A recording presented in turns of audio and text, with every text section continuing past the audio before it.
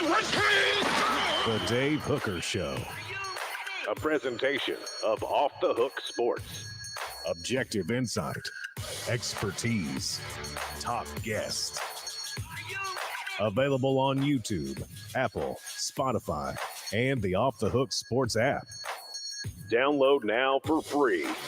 Also available on offthehooksports.com. I compute and obey. Now to Dave Hooker. Ready. Here we go, and a loaded show, absolutely loaded. Welcome to the program. Coming up today, a new entertainment district at Tennessee, and also why NIL players, based off what I've been told, currently have too much leverage as far as prospects coming to schools and saying, I think I'm worth this. A little bit scary, something Tennessee and other SEC schools are going to have to deal with. And then Victor Wembanyama had me wondering the biggest bust of all time. In case you don't know him, he's the biggest basketball prospect since a guy named LeBron James. And I started thinking about other SEC ballyhooed players out of high school. Now, he is old enough to come to the NBA, and he'll be the first pick by the San Antonio Spurs, but came up with a couple of guys that you probably remember their name in recruiting, but you don't remember their name from the fall. So we will get to that. A lot on the program. How are you, Caleb? Your lighting is much better, and hopefully we won't have any sort of goofy technical issues like yesterday. But we're off and rolling. How are you, sir? I am doing good. Yes, I went from being an angel in heavenly to coming back down to earth. God has told me that I need to come back in man form. No, I'm kidding. I'm not going to be blasphemous, guys. How was your birthday, by the way? It was good. It was good. It was pretty cash. It was a Wednesday, so, kind of not much to do. Gotcha. Rock it over the weekend if you need to, or maybe you did last weekend. All right, here we go. Hit that like button. The thumbs up button helps us bring in more people. As the one, the only Jacob Warren would say, tight end who's actually on vacation this week. So we won't be hearing from Jacob. We'll hear from Cooper. What do you think, Jacob Warren, about that subscribe button? What's up, everybody? This is Jacob Warren asking you to like, subscribe, and share. Dave needs this. Yes, he does. So today, by the way, the Celebrate 98 series, if you haven't subscribed yet, please do so, because we will visit with Sean Ellis, who did quite well in the NFL, and also another special guest. We'll have a couple of editions of the Celebrate 98 series coming up on the YouTube channel. So again, I encourage you to hit that like button and subscribe. Celebrate 98, 25 years since Tennessee won a national title. So let's take a look right now at CBS Sports ranking of the top 25 Power 5 college football coaches entering the season. Let's start with Tennessee. Josh Heupel jumps from number 33 to number 16 in a year. That's a very significant jump. When you start getting into the 5 to 15 range, you're talking about guys that are competing for championships, that are knocking on the door at especially a 4-team playoff, but a 12-team playoff as well. And then your next level are guys that have won a championship. So what do you think of Josh Heupel being number 16 in the country? Thoughts, Caleb? I think this is significant, and one of the standout parts of this ranking is who Josh Heupel jumped. He jumped a lot of people, but one of the people that was at the expense of, who took a giant nosedive, was Jimbo Fisher, who went from 5 to 20. Yeah. So Josh Heupel went from 33 to 16. So people are putting more faith in Josh Heupel than a national championship head coach now after just 2 years at Tennessee. And I don't think they're wrong. I mean, I put more faith in Josh Heupel than Jimbo Fisher. Other people he jumped, I mean, he's higher than Mike Gundy now. That threw me off. I didn't think he'd be higher than Mike Gundy. He's higher than Mark Stoops. That threw me off. Mike Norvell also made a giant jump. He made a bigger one than Josh Heupel, from 47 to 19. But again, that's because everybody is begging for Florida State to be good, and they favor them more than any other program in college football. But a couple other ones that jumped big. Brett Bielema, but Josh Heupel still ahead of him. Oh, another national championship head coach Josh Heupel jumped. Here's one. Mac Brown. I always forget he won a national title, but Do too. Mike's kind of a weird one. He's kind of in that Steve Spurrier point in his career where basically anything he does at North Carolina, like Steve Spurrier did at South Carolina, is kind of gravy, right? I mean, they've already had incredible careers. Now, Mac Brown was certainly helped out by Vince Young. I think Steve Spurrier's a better coach, so I'm not comparing them on actual resumes or merit, but anything he does at North Carolina is kind of gravy. So he's hard to really peg in a list like this, I think. Yeah, you know who Mac Brown, funny enough, it's funny you brought up Steve Spurrier. That makes more sense. Until he went back to North Carolina, Mac Brown reminded me of Philip Fulmer more than any other coach in college football. They just seemed like parallels of each other to a certain degree. Well, he still does to me. So I think Mac Brown and Philip Fulmer, there are a lot of similarities between the two. The one that is not similar is that Mac Brown was willing to take a lesser football school because he wanted to keep working and had kind of this second enthusiasm with football. And we didn't see that out of Philip Fulmer. I think there was talk that he might take another job at one point, like a lower level group of 5 school. I'm kind of glad he didn't do that for his legacy. And then if he had any interest in getting back in athletics, Tennessee gave him an open door to be an athletic director, which was very questionable at the time. Yes, very true. Which, again, talk about putting your legacy at risk. He did that with his athletic director tenure. A few that were ahead. Dave, I don't know where you come in on this, but I'm not so sure Dave Clawson should be ahead of Josh Heupel. I understand he's done a great job at Tennessee. He's one spot ahead of Josh Heupel, and he's done a great job at Wake Forest. But I think we're still underselling the turnaround Josh Heupel directed at Tennessee in 2 years. I think I've been a bit of a Derek Dooley defender in the past. I've always talked about Derek Dooley inheriting a program on fire in an impossible situation. Josh Heupel, I thought, inherited a more impossible situation than Derek Dooley, and he turned it around quicker than any coach I've seen. So I think I might have him ahead of Dave Clawson, even though I think Dave Clawson hasn't maxed out what you can do at Wake Forest. Yes, agreed. But if Dave Clawson was just a fantastic coach, he's maxed out what he's done at Wake. He was a former offensive coordinator at Tennessee. If he's that great and highly thought of by agents and other college football types, he would have got another job right now. Maybe he's comfortable, but I doubt that. I mean, football at Wake is a whole different thing compared to what he's used to, what he's seen at Tennessee. So I think he would like to be able to have a job in which he could compete for championships. So let's get to 4 Downs right now. 4 Downs brought to you by our friends at Vassy Lawn and Garden. Man alive, it's worth the drive. Vassy Lawn and Garden, their buying power will take care of you and your pocketbook. How do they do that? Because with their buying power, they'll save you on industrial, commercial, and residential mowers. It is time for 4 Downs, and it's brought to you by the one, the only Vassy Lawn and Garden. Go to vassy.com. 4 Downs. 4 questions. 4 answers. The Dave Hooker Show. 4 Downs. A presentation of offthehooksports.com. Okay. So they have Nick Saban number 1 over Kirby Smart. I understand the history, but right now, from what I've seen, and keep in mind, Georgia is 1-7 against Alabama, so it's not like they've completely turned the tide. Hint, hint, hint. But based off of the recruiting and what I've seen on the field, I don't know how Kirby Smart's not the best coach right now in the nation. You want to take Alabama based off history, you can, but who you hiring tomorrow, not just because of age. Let's say you could get 5 years out of either. Let's don't worry about age. Let's say they're both 60 and you got 5 years to get as much as you can out of them. Which one are you taking, Kirby Smart or Nick Saban? I'm sorry, Dave. I'm still taking Nick Saban. If I can get 5 years, I'm still taking Nick Saban. And I think, look, Kirby Smart's all things being equal, Kirby Smart's at a better job than Nick Saban's at. That's crazy to say, but if all things are being equal, Georgia's a better job than Alabama. It's an easier job. You're absolutely right. I've got no argument with that. I think it's a better job. I think it's got a better recruiting base. So that was first down.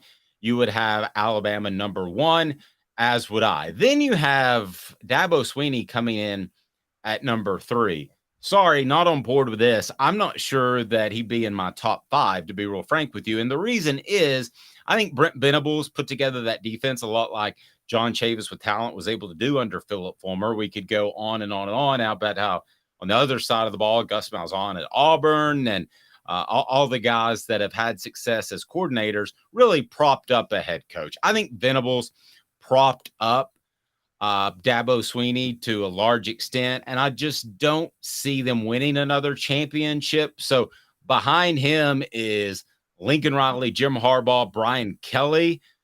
Is Dabo Swinney on second down overrated? I say absolutely at 3. It's hard for me because I get your point. As a pure X's and O's coach, I'm with you. But the thing is, I can't knock Dabo Swinney. He's really good at hiring the right staff. I mean, he just went and got Garrett Riley out of TCU. So, yeah, I think that, we talk about the guru versus a CEO when it comes to head coaches. I don't think there's a better CEO in college football of a program than Dabo Swinney because he knows who to hire. Now, he doesn't know what to say all the time. So, no, I would probably knock him down. I would probably put Jim Harbaugh ahead of him, and I would probably put Brian Kelly ahead of him. I'm not sure I'd put Lincoln Riley because, look, I'm going to talk about this later this summer. It's one of the topics I've wanted to dive into, comparing Lincoln Riley to Josh Heupel, because they're very similar in certain ways, but they're like Heupel. There's a big question if Lincoln Riley will ever have the defense to win a national championship. Okay, you said something a couple of different times about Riley going to Clemson. You seem sold on that as a great hire as an offensive coordinator. He was at TCU. They put up incredible numbers, but how much of that was Sonny Dykes? I feel like I'm still unsure if that's a fantastic hire or not. Well, remember Sonny Dykes was fired by Cal, and he had a bit of a Mike Leach problem where, rest in peace, where he was committed to his way of running the air raid and no other way. And I think Garrett Riley is the one that added more versatility to it. And so I do think, look, I put a good bit of faith in Dabo with who he hires for his staff. Back in the day when he lost Chad Morris, which really helped propel Clemson, was Chad Morris and running that spread. I don't even think Chad Morris is that good of a coach, but he ran a spread when no one was running it. He goes and gets Tony Elliott, does a pretty good job there. I think what Dabo is very smart about doing is identifying what offense nobody else runs into his conference at the time. And he says, hey, if I run that offense, they have to prepare for this in just 1 week. And that's going to be really, really hard. That's been Dabo's skill the whole time. Kind of like Georgia Tech and the triple option for years. Okay, so the top 10, we're going to get to third down. Top 10, Penn State, James Franklin is number 10. Wisconsin's Luke Fickell, 9. Ohio State's Ryan Day. Utah's Kyle Whittingham is number 7. LSU's Brian Kelly, number 6. Michigan's Jim Harbaugh is number 5. Southern California's Lincoln Riley is number 4. We talked about Dabo. Out of that 4 through 10 group, third down, who is overrated? I got 2 obvious ones, and it's 2 Big Ten East coaches, James Franklin at 10 and Ryan Day at 8. We're on the same page. We're supposed to debate these, but I can't argue with either of those. Yeah, they're just both massively overrated. Yeah, I mean, I believe there are, we talk about LSU being a great job, and it is, but I believe there are 15 to 20 coaches that could do what Ryan Day has done at Ohio State. Now, Kyle Whittingham's the interesting one to me as we get to fourth down, the most underrated coach. So we did overrated. We agree on Franklin and Day. Who's the most underrated coach on this list? All right, are you ready? Yeah, I'm ready. I'm scared, but I'm ready. All right, hold on to your seatbelts. Clark Lee should be way higher than 56. Oh my gosh, at Vanderbilt? It's okay, but that's the point. He's at Vanderbilt. And he went 5-7. He beat Florida last year. Okay, and he beat Kentucky. He's at Vanderbilt. Look, okay, Dave, a question. Clark Lee is number 56. Billy Napier or Eli Drinkwitz is number 51, and Billy Napier is number 43. Of those 3 coaches, who would you say did the best job last year? Of which 3 again? Give them to me. Clark Lee at Vanderbilt, Eli Drinkwitz at Missouri, Billy Napier at Florida. Well, Clark Lee did. Wait, how are Billy Napier and Eli Drinkwitz ahead of him? Well, I was just going out of the top 10. You don't have Clark Lee anywhere close to the top 10, do you? No, Clark Lee is not my top 10. If there's a coach who should be top 10 who is not, I would go with Mark Stoops. I just think I don't think we appreciate the job Mark Stoops has done at Kentucky. Interesting. The Mike Gundy thing, where did he end up on this ranking? Mike Gundy ended up at number, 17 on the ranking. Can we get a fit down like the old Colorado game back in the day? He's always been overrated. Always. I think he's got a good offensive mind. I think he's a snake. I'm going to be honest with Mike Gundy. One, for those who don't know, he lied to Trooper Taylor. You probably know that story, Dave, right? Just flat out lied to him to lure him away from Tennessee. Yeah, but I think Trooper was pretty motivated to move too. That's probably true. But on top of that, that whole I'm a man, I'm 40 thing that he did, that was nothing but virtue signaling at the time. That was to try to make a statement to recruits of, look at how I defend my players. Ask the player who he was defending at that time. That player was never happy about Mike Gundy doing that at all. He transferred at the end of the year. He says he will tell you to this day that Mike Gundy did that for show to promote himself and it wasn't in defense of the player. Here's the bottom line with Mike Gundy. He's best known for having a mullet, best known for screaming his age at a reporter. And by the way, it was people that demean reporters, Greg Popovich, just for fun, for sport. Just I have a total distaste for them. It's not because I'm in the business. It's because you need to realize that's the conduit from you to the fans. And I've never thought that Mike Gundy was as special of an offensive mind as you sort of alluded to. I've always thought he was looking for the next job. He floated his name out there with Tennessee on several different occasions to get a raise at Oklahoma State. Has anybody really, really, really made a serious run at him? I'm not 100% sure. I think Tennessee has made phone calls over the years. Who haven't they called?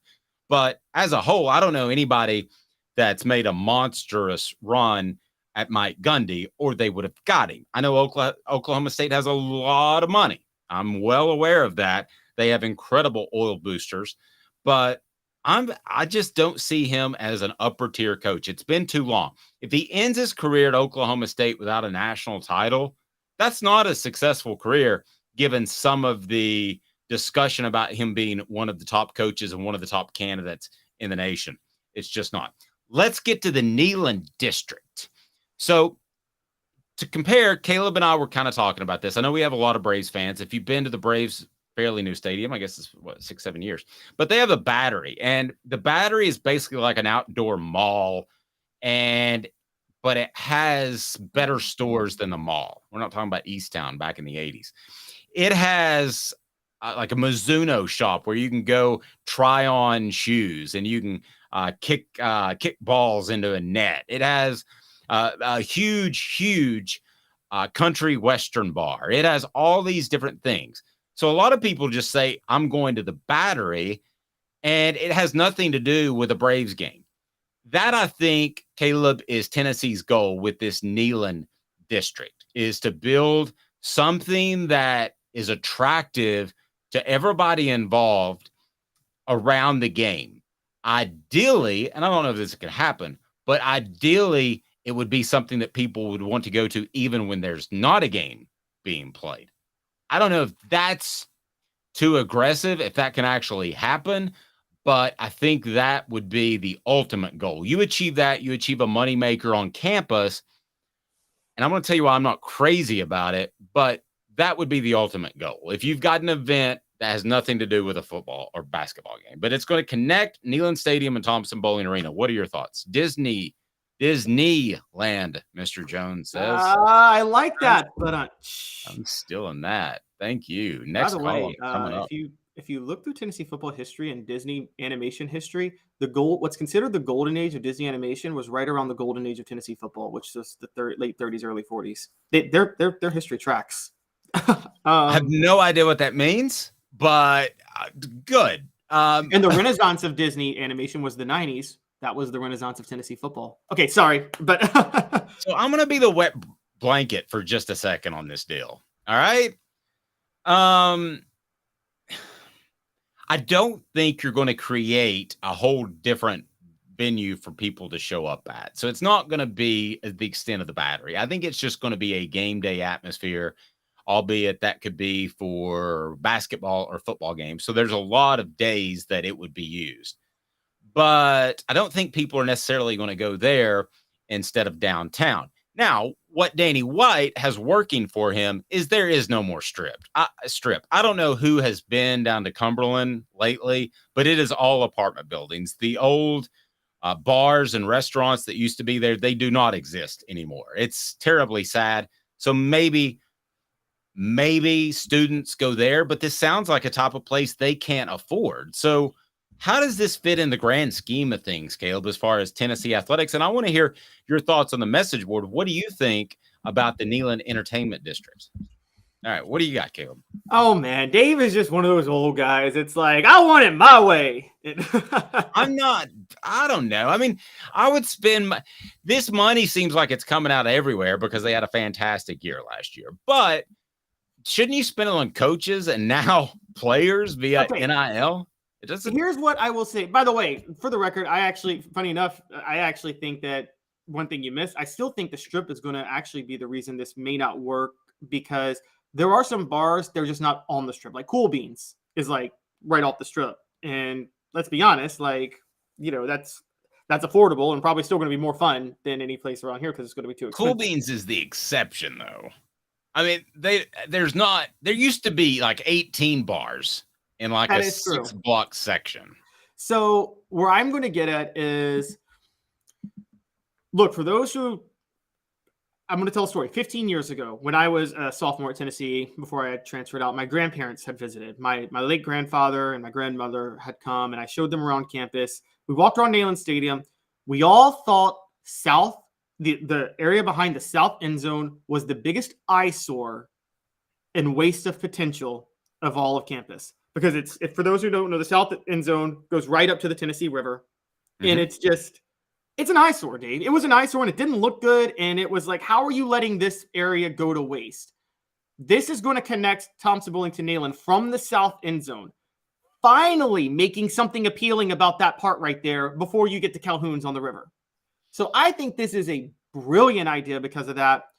Now you have a point. Danny White is thinking, this is some type of development stuff you do, like if you are the athletic director at UCF, where Danny White was, or Buffalo, where Danny White was, where they're more urbanized areas. Knoxville's semi-urbanized, though. I know it's a college town, but it's a city. It's semi-urbanized, more than most college towns would be. And so I think this is actually a great idea. I'm a fan. And I think it's also, look, with sports gambling happening, so big now, you might have some venues for betting. So you might you could create like a Vegas little like culture right there. I mean, look, I'm sorry, man. This would be pretty epic.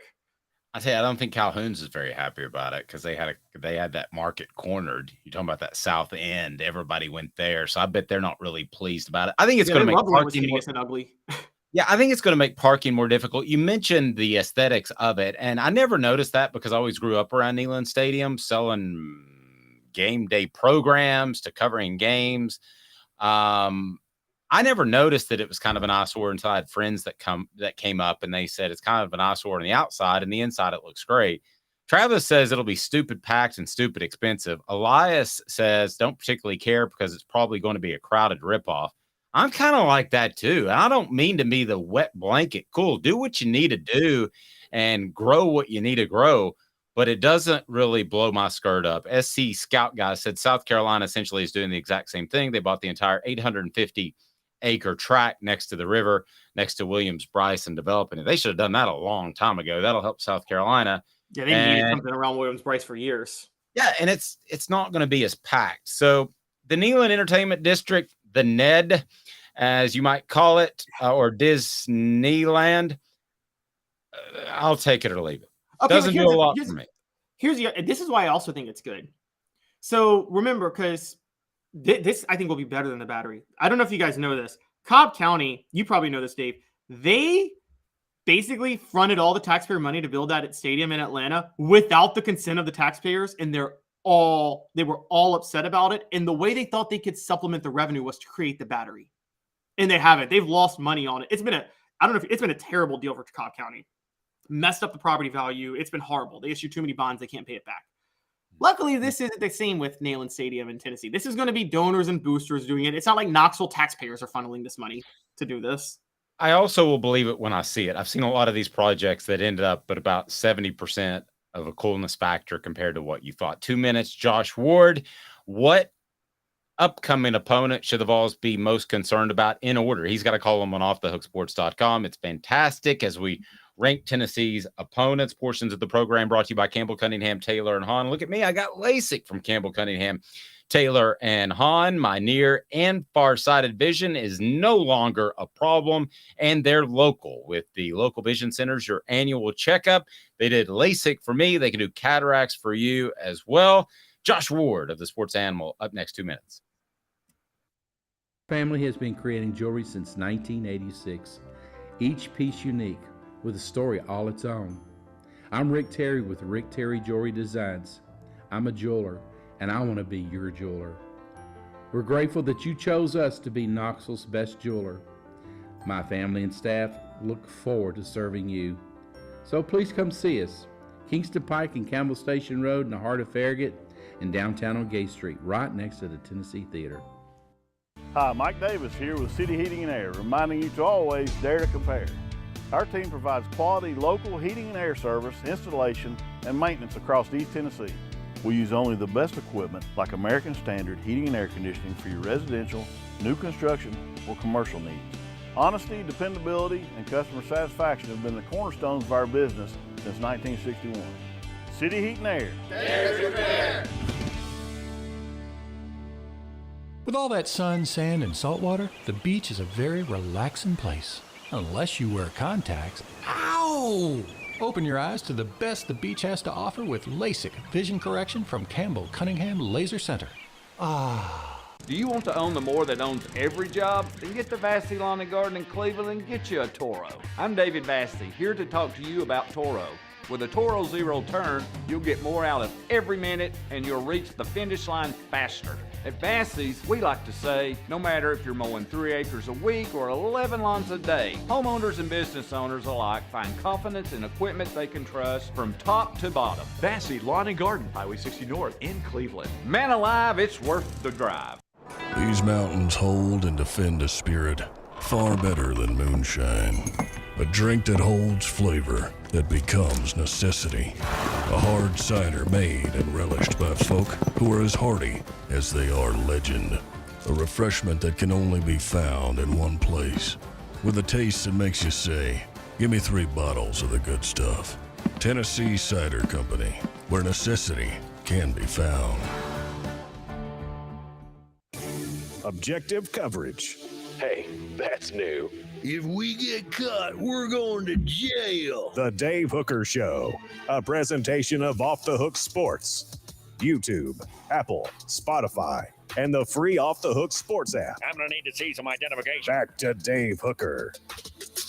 This guy is the sports animal. Josh Ward joins us. He's on noon to 3, the flagship station of the Vol Network, right there in Knoxville, WNML. Josh, how are you, sir? I'm good, guys. Great to be with you. What do you think of the Ned? Yeah, the name that you're coming up with needs work. I would say that for sure. I'm workshopping it. Yeah, I like the idea that there is use for that space besides 7 Saturdays a year. So trying to make a 12-month use out of a large amount of space and turn it into useful venue, something that will look better long-term. That makes a lot of sense. We can workshop the name. Orange Light District, Orange and White District. Can come up with some different ideas. Orange Light District. Yeah, I love that one. What we need. Yeah, that we need an Amsterdam is basically what we need on the river, with the shows and the substances and that. If for any Ted Lasso fans out there, the Amsterdam episode ended up being it's a clean episode, and it was I think one of the more entertaining they've had in the 3 seasons. So we can workshop it. There's a lot to come up with there. Does anybody among the three of us know somebody that's gone to Amsterdam? And have you had the discussion of what did you do while you were there? I've had a buddy went to Amsterdam and was like, what did you do when you were there? And he said, oh, we just did some stuff. And I said, so I don't believe that.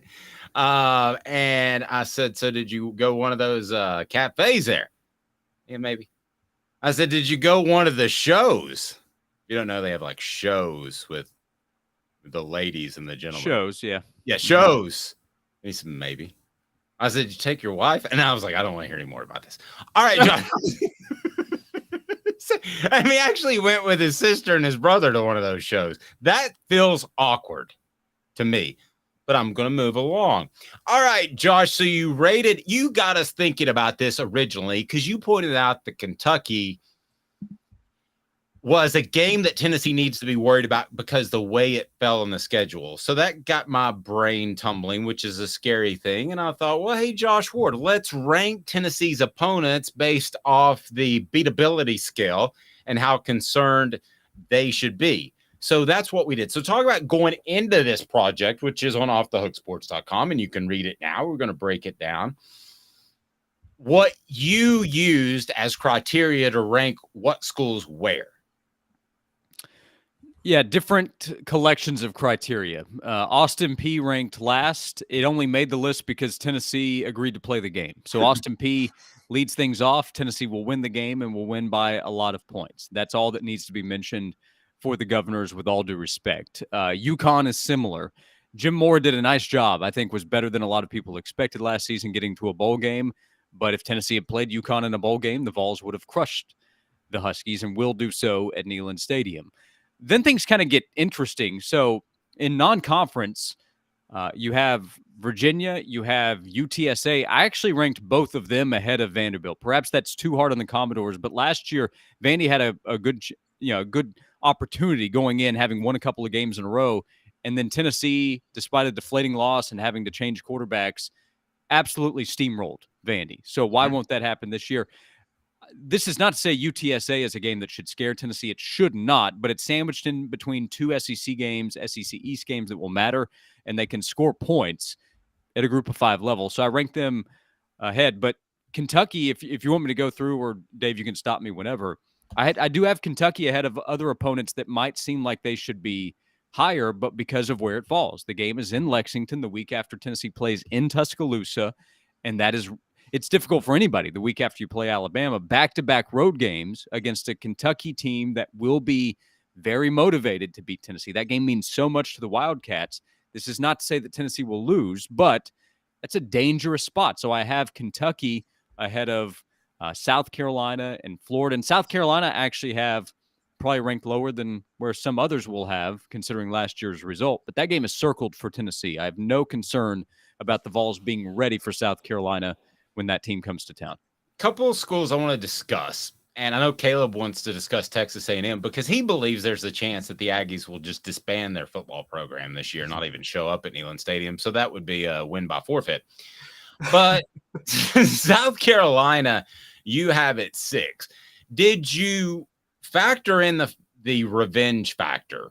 Because of all the games that could maybe sort of be coin tosses, which I guess that would be considered after what they did to Tennessee last year. I just think the motivation factor is going to be huge. Not that you're not motivated to play other games, but man, last year was a gut punch.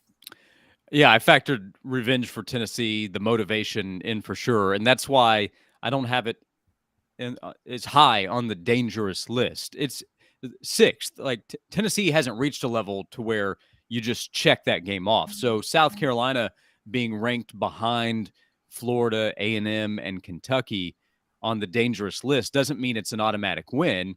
I just look at that as one where Tennessee will play UTSA as much as I respect what that team is. That's a lighter opponent compared to SEC teams that Tennessee will face in terms of preparation for the next week. It'll be in Knoxville. There will be no reason for Tennessee to overlook South Carolina, quite the opposite, considering last year's result. And I still see South Carolina as a program trying to catch up to where Tennessee is. So it's a game that Tennessee could lose, But if Tennessee is focused, which I don't think was the case for everybody last year, then Tennessee should be the better team and should beat South Carolina. Josh's appearance brought to you in part by City Heating and Air Conditioning. 50 years of integrity, 50 years of service in Knoxville. Your HVAC unit may not need to be replaced, just may need a part or some coolant, so you know you'll get the right call with City Heating and Air Conditioning, cityheatandair.com. Click the thumbs up button. If you haven't subscribed yet, you're crazy, because the Celebrate 98 series continues with Sean Ellis. Hit it, Caleb. Josh, it's funny, when you were naming the schedules in order, you said Florida, and then you said A&M, and then you said, I think, South Carolina, but you said Florida A&M, and I think Florida A&M would be tougher for Tennessee than Texas A&M this year. The question I have for you with how Texas A&M could be ahead of Florida. At some point, did Jimbo Fisher like try to pick up your mom or something? Caleb hates Jimbo Fisher like nobody else. I don't hate Jimbo Fisher, but no, he didn't. And it's more likely Jimbo Fisher's ex-wife tries to pick up me. So, okay, so. All righty, there he goes. That's high hot heat right there, Josh. In case y'all, I'm sure y'all all know the story on that one. But Josh, Texas. My issue with you having Texas A&M ahead of Florida is that Tennessee still has to visit Florida, where they haven't won since 2003, and they've only beaten Florida twice in the last 17 years. Mm-hmm. And they get Texas A&M at home and Texas A&M off a bye. So forget like where the teams are going to be, and I think Texas A&M is going to be awful and collapse this year. Don't those things make Texas A&M an easier game? I mean, Josh Heupel off a bye, isn't he almost unbeatable? Yeah, so that one I probably struggled with more than any other.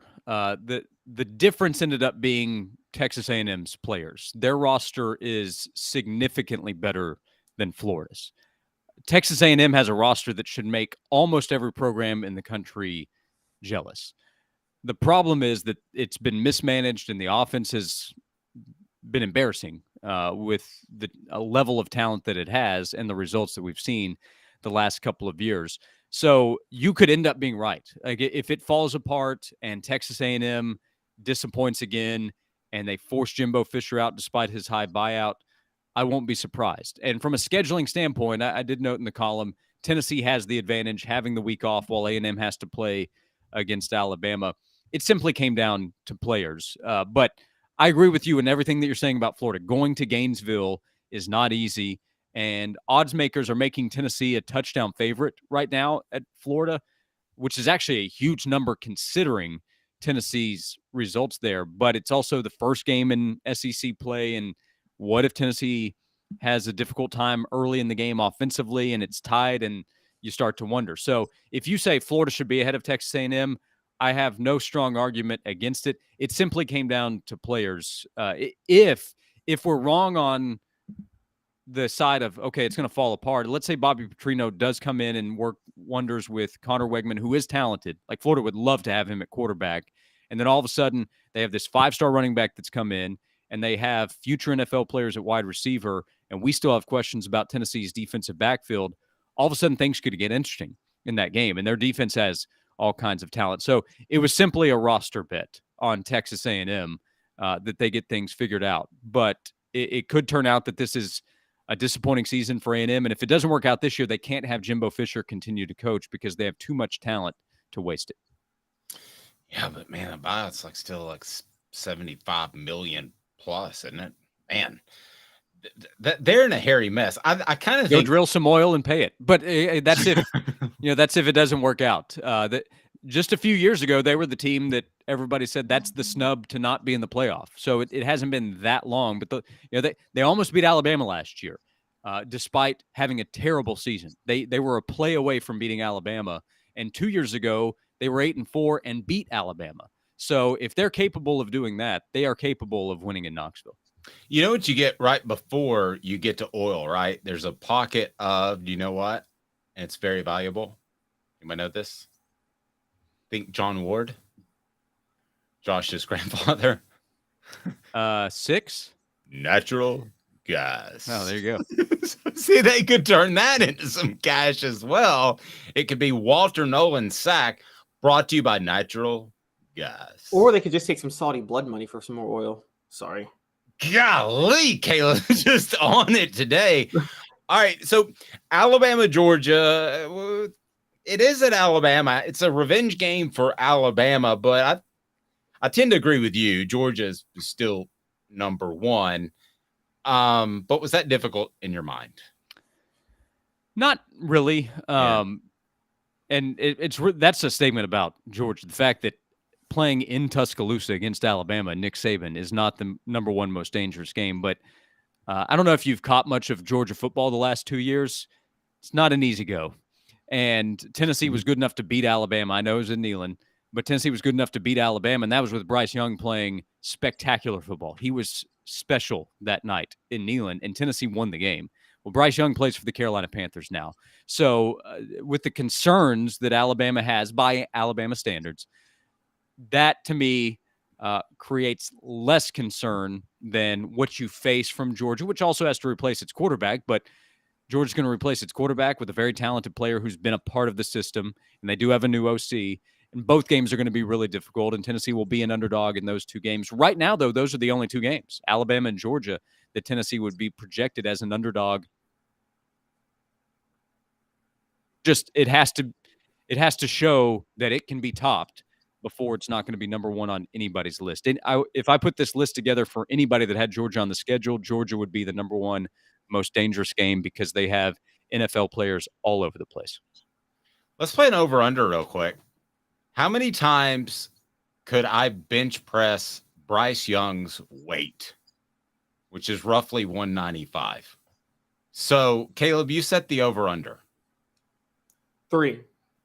Okay, let's put it 3.5. Josh, you taking the over-under? You're a lifter. I would say over. I think it'd be over. Let's turn to the NIL. Josh and I were having a discussion, which is bizarre to think about. There's Jamarcus Russells of the world and those type of guys. Josh Allen's that weigh 250, and he's like a $185. I'm not sure Bryce Young's going to agree to it, though, just to be clear. No, and if it were a person, I know this from doing this bench pressing my wife. I know that when you have a person, it's tougher because you have to balance it. That's much more difficult than just being on a bar. I'm sure you know. I'm sure you bench pressed your wife before, right, Josh? What were you going to say about NIL? So you and I were talking yesterday. I think these NIL cats, and I wrote a column about it, the transfers, even the high school guys, have way too much unfounded leverage in that they could show up in anybody's office and say, hey, Arkansas State and Butch Jones offered me $250,000. Are you going to give me $350,000? And it can't go checked. Unlike all the professional leagues, you can see an offer sheet. You have no idea if the kid's lying. I would bet that every school that's active in NIL at a high level, and Tennessee would be one of those, has gotten bamboozled by a kid at some point and paid him more than he actually had on the table from another school. Yeah, I think it's a common conversation that takes place. Recruits or transfers saying, hey, I have this kind of opportunity, and coaches having to decide what's real and what's not, what's worth it and what's not. Now, in some cases, you'll have real offers and you'll have tampering involved, and you'll have a player show the current coach who will then use it against the other school. There was a good story from The Athletic this week that I would recommend people check out. But on the recruiting trail, especially with the way things have gone the last couple of years, I think it would be very easy for a prospect to say, well, I've got this school. They want to give me this. What can you do? Can you match? How high can you go? And a coach has to figure out, okay, what's real? Or whoever that prospect is talking to in that process, and try to figure it out. And I think that can be really challenging and can add to the list of headaches that coaches have to deal with. And this is not to say, hey, feel bad for all the coaches. But remember, some coaches aren't making what other coaches are in the world of college football. There are a lot of coaches that are still on the rise trying to manage all this. and it's a lot. And there has always been a lot of lying in recruiting, and that's gone both ways, coaches to prospects, prospects to— I think Josh maybe broke up a little bit. Josh, you would have finished that last part. I think we maybe lost your microphone. What was that last part? No, we lost your microphone. What happened to your microphone? You were throwing high heat there. My issue with being able to come to a coach and say, I'm worth this, is there is no checking it. There's no checks and balances. So that's the biggest concern. And Tennessee, let's face it, has put a target on themselves, Josh, and they've done so because they've been really open about their willingness to spend NIL money. I'm not saying throw the baby out with the bathwater. Just keep doing what you're doing, but there are some repercussions for being known as one of the greatest NIL schools in the nation right now. Yeah, it can be used against you, or you can be used in the process where others. Like, it may even out, honestly, where sometimes you're being used, sometimes a prospect is using your name to try to get money from another school, and the school says, we're not going that high, and then you end up getting the player at whatever the real value is.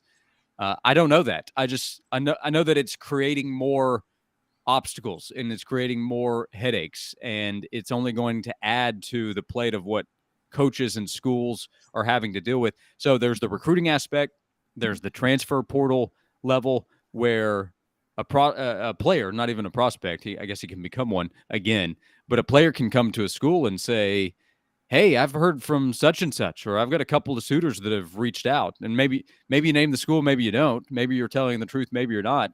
But then there's the valuation aspect. The collective and or the coaches, if we're being honest about how it all works, have to decide, is this real or not? Does he have a real opportunity or not?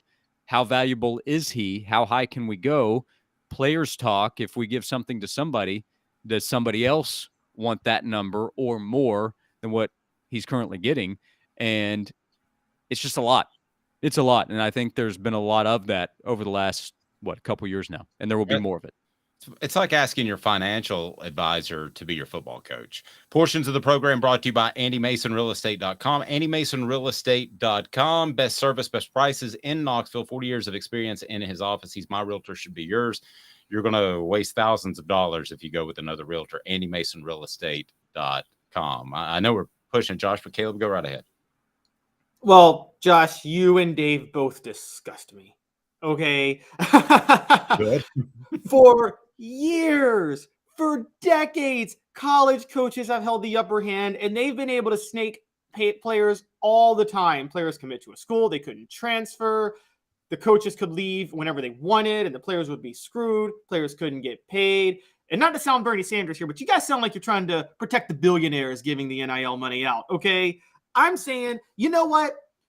These rich people that throw this money out, whenever the producer or the worker or the talent gets screwed, they say, oh, that's just capitalism. That's just the market, man. It's just how it works. All of a sudden, when they're the ones getting screwed, now they want some regulation all of a sudden, I see. So now what y'all are seeing is we need some sort of regulation to protect the millionaires that are giving out this money. Give out the money. That's on y'all if you're stupid enough to give out too much money to players and they shake you down. That's how I am. Let the players get your bags, players. Don't listen to Josh and Dave. They're holding y'all back. Josh, I don't have a problem with them getting as much as they can, but as far as legislation, are we going to depend on the NCAA to legislate anything? In my lifetime, they've never done a great job at that. No, they have not. And there's no way to count on them right now, from what I can tell, with the transfer process. I don't have any issue with the players doing whatever they can to get money, as long as we're talking about doing something legal. You know, I want to have some kind of issue with illegal activity if that ends up happening. But no, a player getting what he can, go for it. I do have a problem with Power 5 schools preying on Group of 5 schools and tampering with their players when they're on the roster. And Group of 5 coaches, those would be the examples of guys. They're nowhere close to billionaire status. And most of them are not even at millionaire status, especially if we're talking about assistant coaches at the Group of 5 level. Those are coaches that are rising in the coaching ranks, and they are trying to build a career to maybe one day get to that Power 5 level. But if the Power 5 school is tampering with their players and stealing them away, a group of 5 coach doesn't have a whole lot of options. If a player is tampered with and he doesn't actually want to leave, he can then bring that evidence to the coach, and the coach can do something about it. If a Power 5 school tampers with a group of 5 player and the group of 5 player says, I'm out of here, I got my bag, I'm leaving, what's the group of 5 coach supposed to do? You can say, turn in the coach. Okay, well, that's really good for your career opportunity. If you're known for turning in coaches, even if what you're doing is the right thing, that's not going to help your career advancement. It also is not going to get you your player back. Your player's gone, realistically, in this scenario. So coaches that are not making nearly what SEC coaches or Big Ten coaches are making, those are the ones I feel for. The coaches at the Power 5 level that are making crazy amounts of money, yeah, I don't feel for them as much. I recognize what they're having to deal with. Those would be the coaches where I would say, okay, you need to decide, is this for you, or do you want to move on and do something else? Brian Polian at LSU decided, you know what, I'm going to go do something else in the world of college football. And he left LSU, where he was an assistant coach, and then it transitioned to a different role in the department and decided to go to a Division III school, John Carroll, and said, you know what, I'm out. I'm going to go do something else. So for the Power 5 coaches, I don't feel for them. For the group of 5 coaches or below that don't make nearly that amount of money and they have to deal with all this extra stuff and have no power against it, I feel for them. Josh, I know you got to run. But last thing, I think I know where you stand on this, but let me ask both of you guys. If everybody's tampering, do you want Josh Heupel to poach people? If you're a Tennessee fan from group of 5 schools, not Power 5 schools, but group of 5 schools, is that something you want to see? Is that something you're cool with? Caleb, should Tennessee fans be cool with that? Josh, should Tennessee fans be cool with that? Talking about from an ethical standpoint or a competition standpoint? Well, we're just going to make it a ethical or competition standpoint. Well, both. No, not really. I mean, if we're talking about actual tampering, no, I would not be cool with that. But you know, before NIL, the truth is, if you want the truth without all the details, is the truth is that players at every school was getting something. They were getting something somewhere along the way. That was the truth of it. And the truth of it now is that all schools have somebody. I'm not saying the head coach. I'm not saying all the assistant coaches, but all the schools have somebody who's doing something to make sure they don't fall behind in their opportunity to get the best players possible. Because if they don't get that player, their rival will. Be good. Get out of here, man. Noon to 3, WNML. I appreciate it. Thanks, Josh. Check out his column on offthehooksports.com. Be good. You got it. Thank you, guys. Thanks, buddy. Have a good one, Josh. What about you, Caleb? I mean, okay, here's the thing. If all the group of 5 schools are being tampered with, I don't think that's going to hold back group of 5 coaches because they're competing at the group of 5 level, and every other school has to deal with what they have to deal with. So it kind of evens out to a certain degree. The issue is if you're in a group of 5, you're hoping that one of your relationships one day will get you to a Power 5 job. So yeah, but how would this hold it back as long as you don't snitch? Well, but if it's tampering, what's wrong with snitching? I have no problem. I don't believe in the snitches get stitches. I have no problem with snitching if you're doing something wrong. Let's see. Is it like we say this take tampering? Okay, well, is it tampering when a Power 5 school calls a group of 5 coach to offer them a head coaching job? Theoretically, that's tampering. Like it's the same thing. It's just Power 5 schools, boosters of Power 5 schools calling players of group of 5 schools and offering, hey, you want to come to this school? You can get more money. I mean, it's again, if the schools themselves, I mean, that group of 5 coach that may not like tampering, they sure as heck don't mind it when the Power 5 school calls them while they're coaching the group of 5 school to offer them a head coaching job. Well, and this too, let's think about the kids. I mean, if you hear about this guy that's lighting it up at ETSU and you're Tennessee, I mean, it's probably his dream to play at Tennessee, right? And he would have better facilities, better support, better educational support. So I'm with you, man. I mean, tamper away. It's not like it's breaking a law. Haven't we all had a job, but then at the same time been in contact with another company we'd like to work for while having this other job? That's normal. Yeah. I mean, what about the, and also Let's take it larger. Was the SEC not tampering when they were negotiating with Texas and Oklahoma secretly to join the SEC for a year when Oklahoma and Texas were in the Big 12? I mean, tampering is part of life. That's what you do. You try. I mean, by the way, my favorite players getting gift story of all time is still Eric Dickerson getting what? Didn't he accept a car from Texas A&M? And then he Trans Am, I think. I'm sorry. I think he got a Trans Am. Oh, he did. Didn't he get a Trans Am? Yeah, it was like I think it was that group still. I don't know what they did to those guys, but they still will not say that they got anything when it's so obvious. They did. Craig James and Eric Dickerson, all those guys, they're like, no, absolutely not. SC Scout guy said the thing, I just don't want the government involved. I'm fine if Power 5 gets together and makes enforceable rules, then that is fine. I just don't want someone like Congress getting involved. I got bad news for you, SC Scout guy. The SEC wants Congress involved. Talked to Greg Sankey about this at SEC Media Days last year. And I don't know that it's going to happen anytime soon because he was talking about the midterm elections that are going to slow things down. And hopefully the presidential election is going to slow things down. What's that? Now the presidential election's already ramped up. Right. And he said that. He said, and then you'll have so when is it? So, I mean, I was blown away. I thought the NIL thing would have some sort of regulation within weeks or months. And he was talking years. So does it ever get in front of Congress? Probably not. And you have to remember, this isn't a nationwide scandal. It's not even a scandal, but it's not a nationwide sports issue like the steroid thing with baseball. So you're not just going to pop in front of Congress on a Tuesday afternoon because you're the SEC and you would like a seat at the table.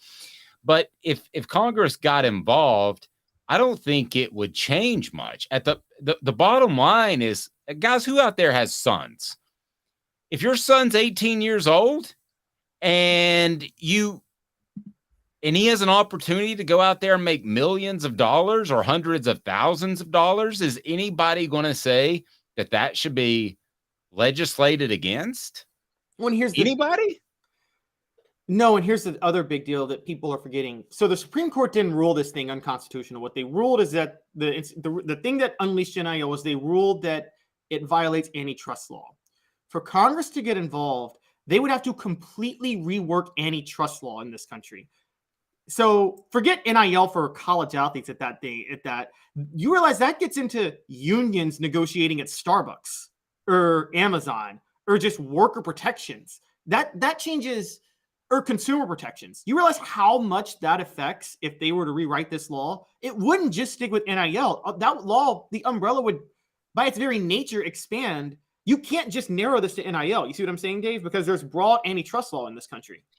But couldn't you do antitrust like they do with the NFL or Major League Baseball? You're going to be better versed in this than me, so you tell me. Those are, again, that's the antitrust too. It was actually, that's part of the antitrust too. I think this goes back to the Sherman Antitrust Act in the 1880s. But the thing with the NFL and Major League Baseball, and I don't know how WWE gets away with this because their wrestlers aren't unionized, but with the NFL and Major League Baseball, what they would say is there's no competition for those leagues. Those are the clear-cut, one sole league, and you can't go work for another league if you don't like how you're being treated. Therefore, you have to therefore, they're more sympathetic to the unions in those leagues. You see what I'm saying? Elias Gray answered the question. I'll tell you how they get around it. They use contractors. Same thing in NASCAR. NASCAR's never even tried to unionize, and I don't know wrestling, but I'm guessing it's the same thing. You just collude together with 4 or 5 other decision makers. It's even easier. I mean, it's incredibly easy in NASCAR. Here's what WWE, but see, here's the thing with NASCAR and with college football, and this is why what I said, I don't know how WWE gets away with this. Yes, you use contractors, but if you're contracted, you own your own name. You own your own brand. You know what I mean? The NASCAR drivers, they own their own name, and they're going to get paid if they're in a video game whatsoever. WWE, they use independent contractors for the wrestlers, but they own the wrestler's nickname and their likeness. How do they get away with that? That's the most illegal thing in the world. And well, the bottom line is they have the power to exclude them. It's collusion is what it is. Or maybe it's not even collusion. Maybe it's just whoever's in charge. Like NASCAR, the Frances are the only ones. So it's really not collusion. It's just the bottom line is you're not good enough to be a Formula One driver, and we'll just run you out of the sport in America if you do something that goes against what we want. I mean, they had issues with a driver whose name escapes me that may have done drugs, didn't fail a test, and he was like suspended for 6 weeks, and he came back and he may have done drugs again, and then his career was over. His name escapes me. Seems like it was Jeremy. Probably somebody can help me with that. All right, it's biggest bust from high school to the SEC, because everybody thinks that Victor Wembanyama is just going to be the next greatest basketball player in the history of man. He's out of France. He's 7'2".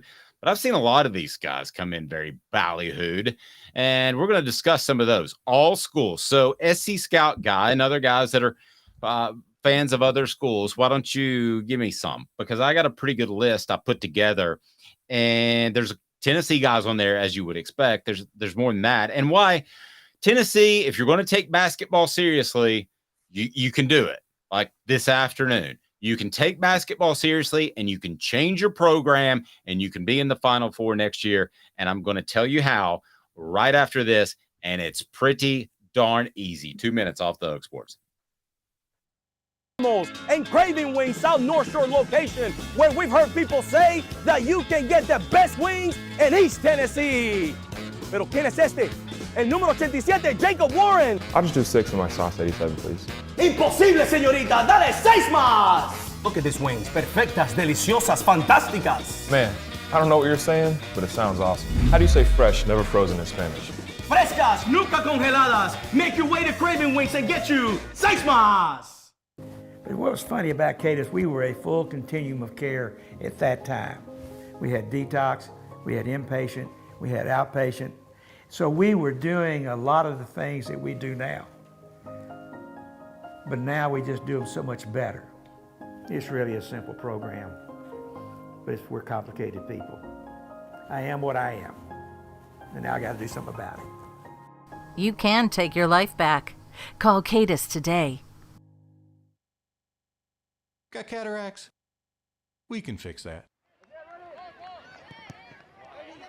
Never miss another moment.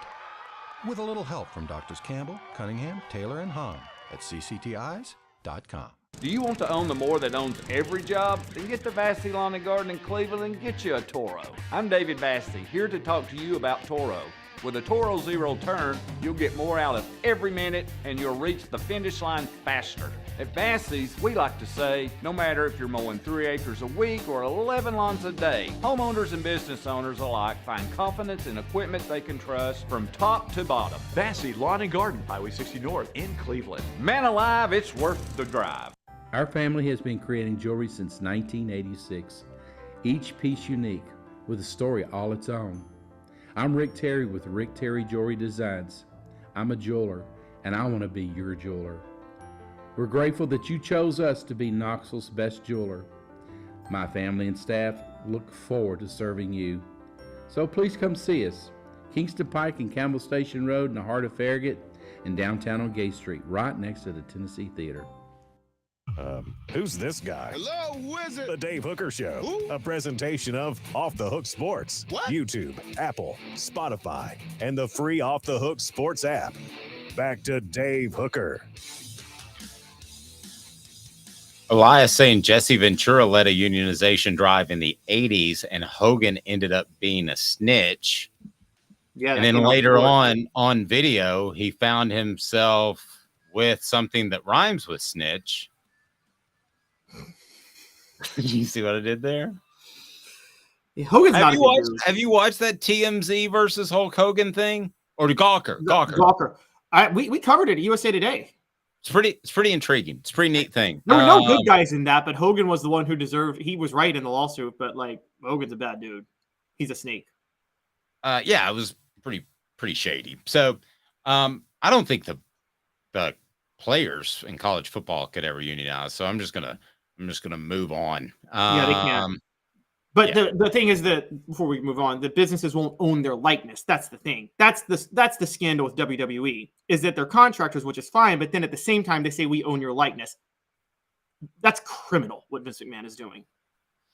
Okay, so I know a lot of people out there aren't NBA fans, so this isn't an NBA conversation. But Victor Wembanyama, he will be the number one pick by, we now know, the San Antonio Spurs. And I have not seen this much hype for a basketball player since LeBron James. And I will be honest with you, when I was old enough, you might have been a little too young, but I was old enough, Caleb, to watch LeBron whole games. I wanted to have a really strong opinion on it. I think this guy is a considerably better prospect than LeBron James. And I know that sounds insane, but with that comes these huge expectations, and a lot of people will just jump to the next step, which is he's going to be a 6-time champion and an all-star. So we do that too with college football prospects in high school. So some of the top high school prospects that bombed out, let me hear from the message board, whether it's your favorite school or someone else that you can remember. I'm going to start with a Tennessee guy, and then I'm going to go to a Georgia guy. But I can remember Brian Darden, and this might be before your time. Do you remember the name Brian Darden? I've learned from you and Fred White about Brian Darden. Yeah, not only was he highly ballyhooed, but he showed up on campus, and in preseason camp, he looked like he was the man. I still don't completely understand what happened, but I remember Jimmy Himes saying that he was going to be the next great Tennessee tailback. He was a total bust. So that's one for Tennessee. D says Ronnie Pillows. I don't remember a Ronnie Pillows. What about you, Caleb? While I look up Ronnie Pillows, is there one that sticks out to you? Well, there's a running back that sticks out to me that went to Tennessee that's not Brian Darden, and it was a little over a decade later, a guy by the name of Bryce Brown. And best player in the country. And do you give him any sort, though, of pass because of the confusion of the program around him? I mean, he went on to play a couple of good years in the NFL. He had like 2 semi-decent years, never saw any real success. I think that, I don't know.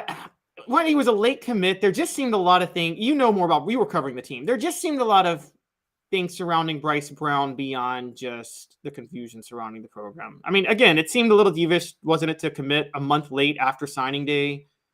Then, you know, I don't know. There's just some weird things with him.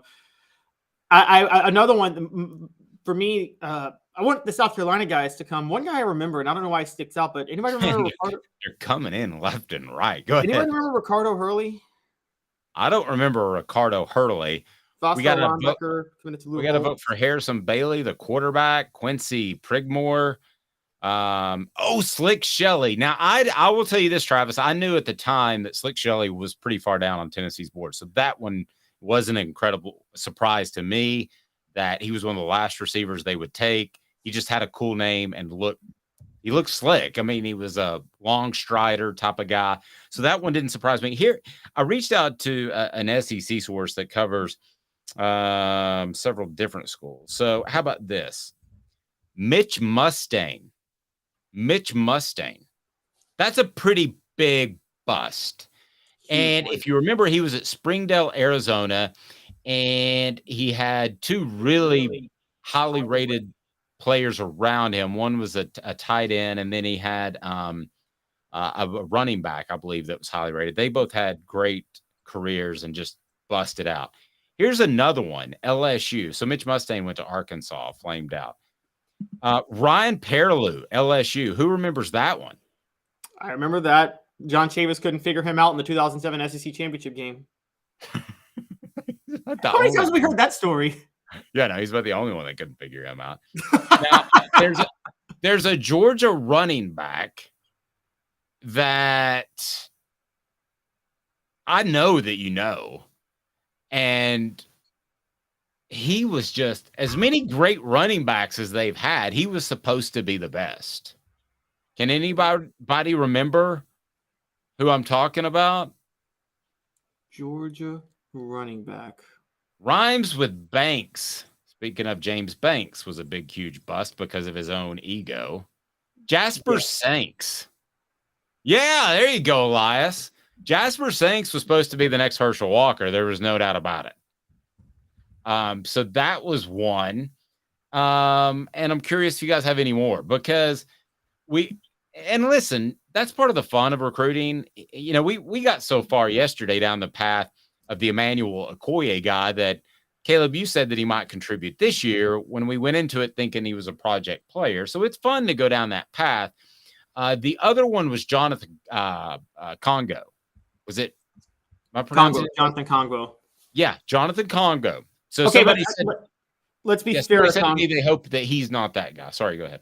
Yeah, to be fair to Congo, see a lot. I'm always friendly, and this is high school and college to the NFL. There's two types of bust to me, or there's actually three types. There's one that they were just overvalued and not as good.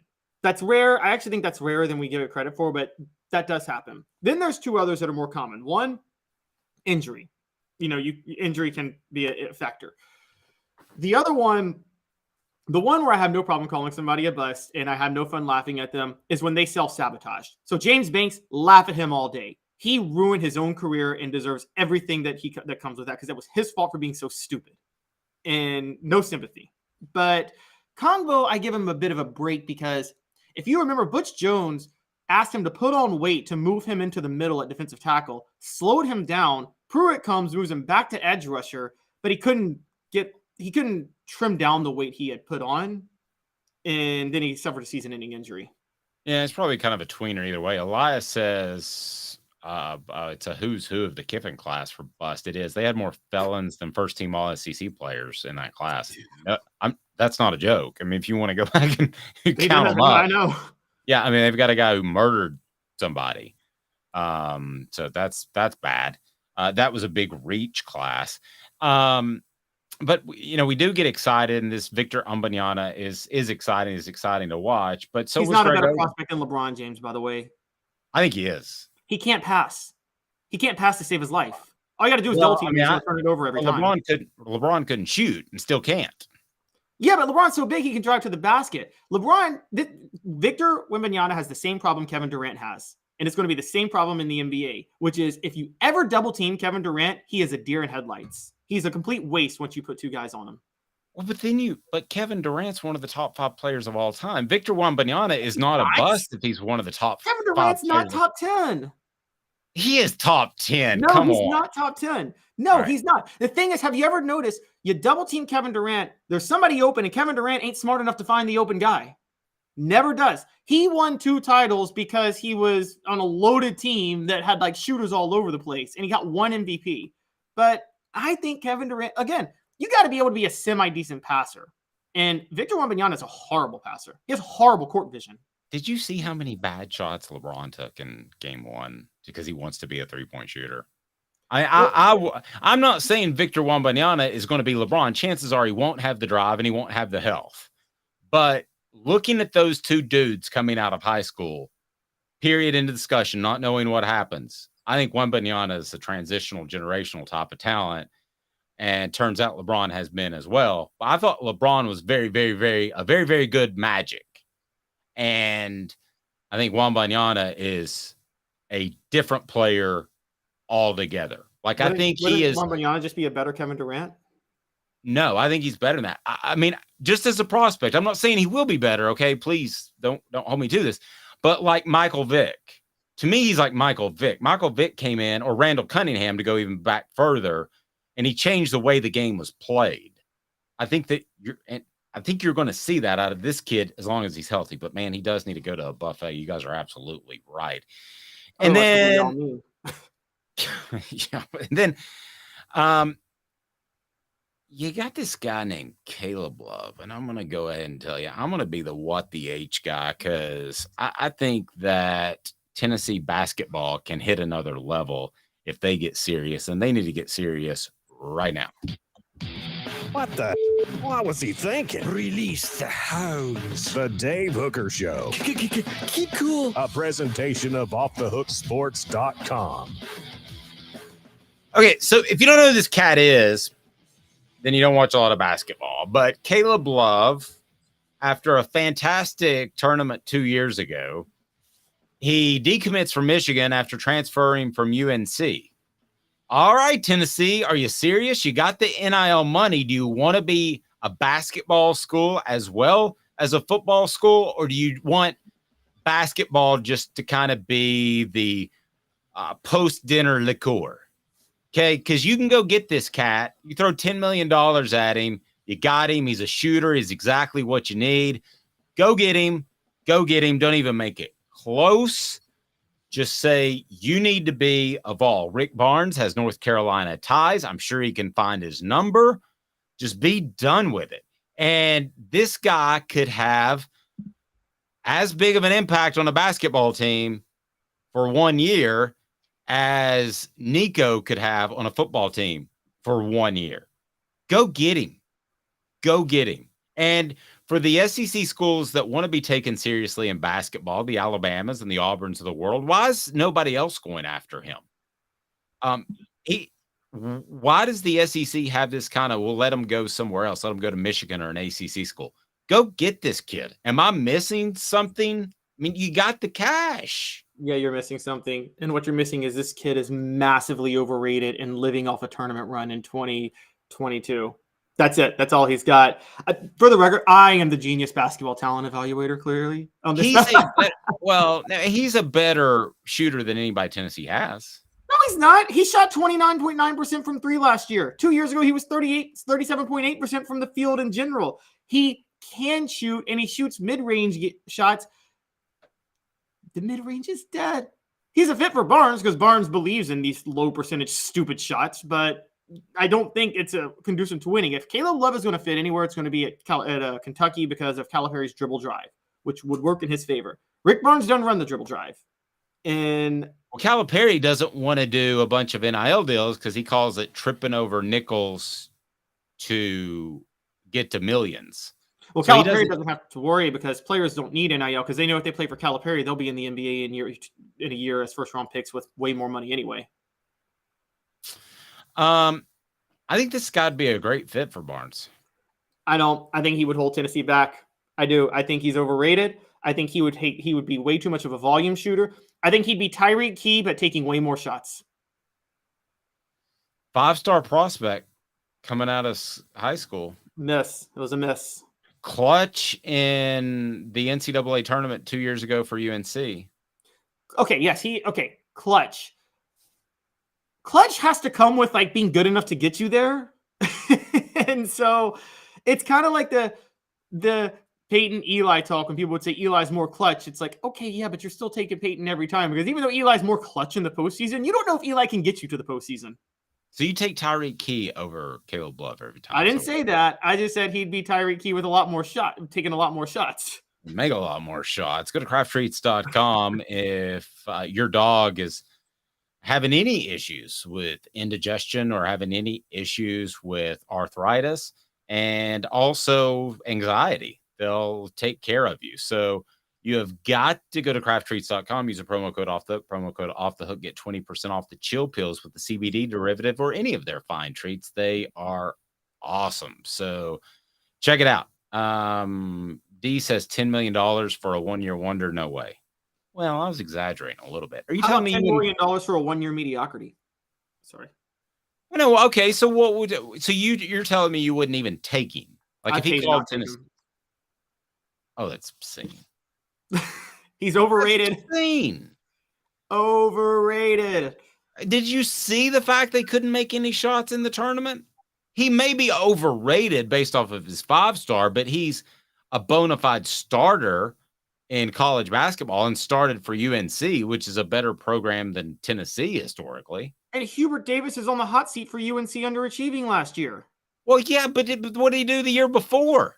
That was okay, Dave. You know this. How many times can teams get red hot and make a Final Four run, and then North Carolina made a Final Four run in 2000 against Tennessee, and that was I forgot who was coaching them at that time, but he wasn't that good of a coach. And that scout guy says he'd take him. So okay, let me ask you this: would you pay $10 million if you're Jim Haslam for a Final Four run right now? Guaranteed Final Four run. Write the check, whatever it is, Caleb Love or whoever. Would you write the check to make a Final Four run? Yes, the principle of opening up the checkbook to get elite basketball talent, I'm with you on. If we want to talk about that, you don't think he's the guy. You don't think he's the guy. I just don't think he's the guy. I would pay $10 million to get. Well, here's the thing you have to remember: Tennessee's not going to get the guy until they prove they can get to the Final Four. So it's the chicken or the egg thing. Well, you're not going to get to the Final Four with Caleb Love.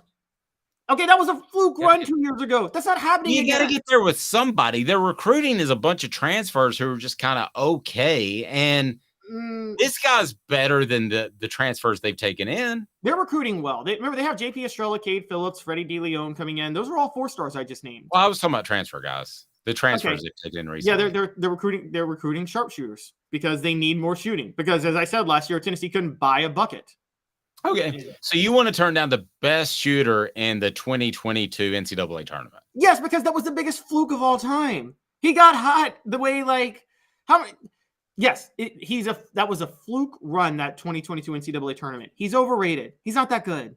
That NCAA tournament run is. I'm trying to think of a player. Who's a player that had a great bowl game, and we thought they were great because of a bowl game. Well, Dave might say Joe Milton, but okay. So, trying to think of somebody. You know what that 2022 NCAA tournament run is? Oh, you're gonna love this. You're gonna love this.